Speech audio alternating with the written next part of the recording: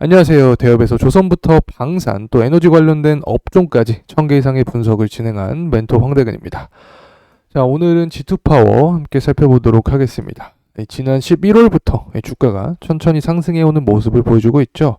어떤 요소로 인해서 주가가 상승을 하는지, 또 원전의 새로운 동력, 이 부분인 해외 수주 원전과 또 원전하면 빼놓을 수 없는 부분이 있죠.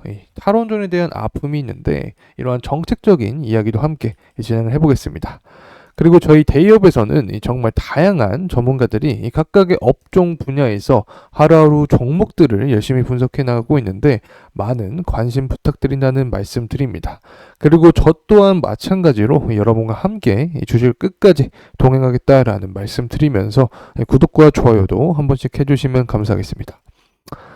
자, 먼저 이 전 정부에 대한 이야기를 해봐야겠죠. 탈원전에 대한 얘기를 하면 전 정부를 이야기할 수밖에 없을 텐데 가동률 측면을 살펴보게 되면 이 미국과 비교를 했을 때 굉장히 낮은 수치입니다. 이 탈원전 이후에 여러 가지 이 피해가 많이 생겼죠. 이 시간에 다 다루진 않겠지만 이 탈원전으로 인한 이 경제적 피해가 약 47조만큼 됩니다. 이 왼쪽 자료를 보게 되면 이 전 정부 바로 이후에 이 가장 큰 에너지 이 손실 비용을 막고 나서 그 이후로 계속해서 이 손실 비용을 안고 가야 한다. 이 장기적으로 피해를 준 상황이다. 자, 이렇게 볼 수 있습니다. 이 정치적인 관점은 사실 개인마다 다 다르겠죠. 원전의 측면에서만 이야기를 해보자 하면 이 지난 정부는 잘하지 못했다. 자, 이렇게 냉정하게 이야기를 할 수 있을 것 같습니다. 사실 탈원전 하게 되면 한전도 얘기할 수 있는데 여러모로 관련 기업들에게 많은 피해를 줬죠.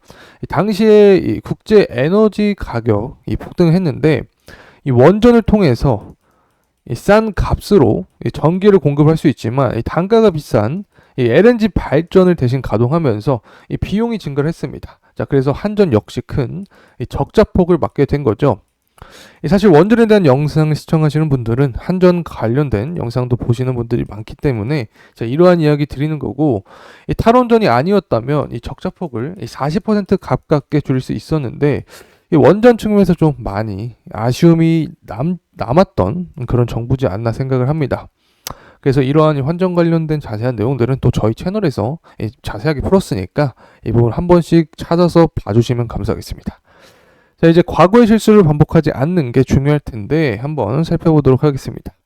원전하면 이 전력수급 기본 계획을 빼놓을 수 없죠. 현재 이 원전에 대한 비중을 살펴보게 되면 10차 이 전기본에서 굉장히 향상된 모습을 보여주고 있습니다.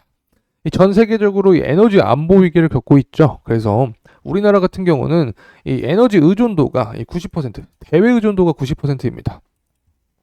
자, 그래서 이 안정적인 에너지 믹스가 필요한 상황이다. 그러기 위해서는 원전이 필수적이다. 자, 이렇게 말씀드릴 수 있습니다.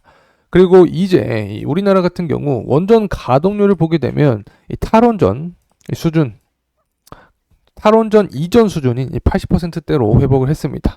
이 표를 보게 되면 실제로 23년 이용률과 가동률 모두 80% 이상을 넘는 그런 수치를 보여주었는데 가장 저점을 기록했던 17년부터 20년 사이 이때 당시에는 모두가 알고 계셨던 그 정부였죠. 자, 그래서 이 원전업계는 굉장히 힘들어졌다. 향후에도 이러한 피해를 안고 가야 된다. 자, 이렇게 설명을 드릴 수 있습니다.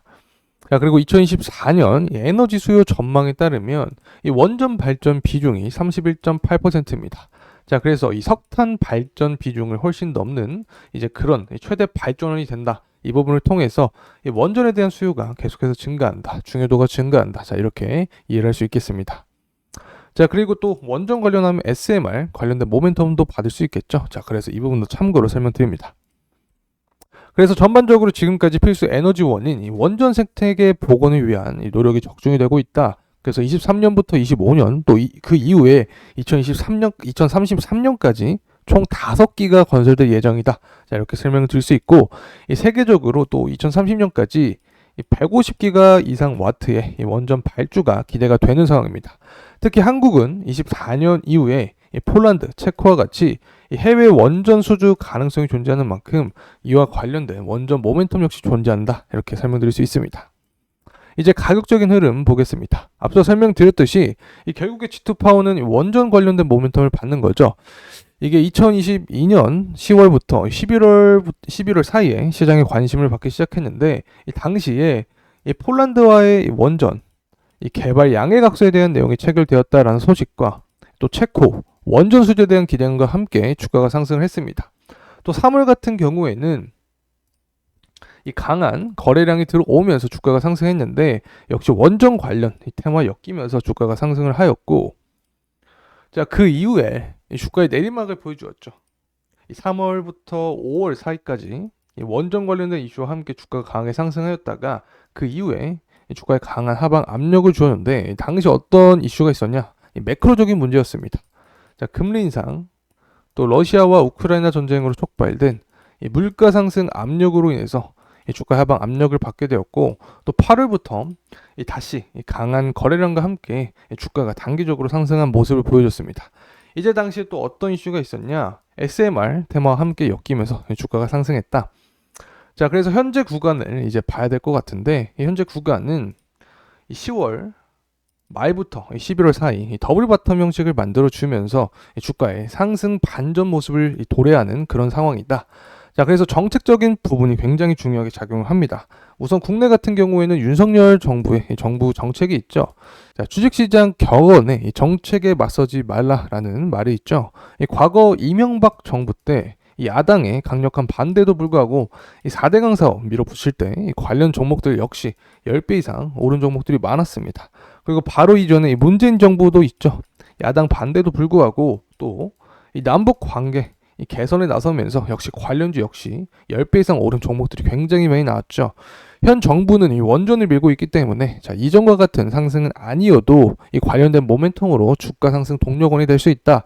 그리고 가장 가깝다고 볼 수 있는 부분이 바로 대선이라고 할 수 있는데, 현재 바이든과 또 트럼프의 재대결이 거의 확실시되고 있는 상황이죠. 이 지지율 측면을 보게 되면 트럼프가 6%가량 더 높은 모습이기 때문에, 만약 트럼프가 당선된다라고 하면 이 전통적인 에너지 산업을 강조하는 특성상 원전 역시 모멘텀을 받으면서 주가 상승의 동력이 되지 않을까 생각을 하고 있습니다. 자, 그래서 이 정책적인 부분과 또 대선과 관련된 내용 혹은 더 정확한 가격적인 측면들은 이 다음 영상을 통해서 다루도록 할 테니까 계속해서 많은 관심 부탁드리면서 마무리하겠습니다. 끝까지 시청해주셔서 감사합니다.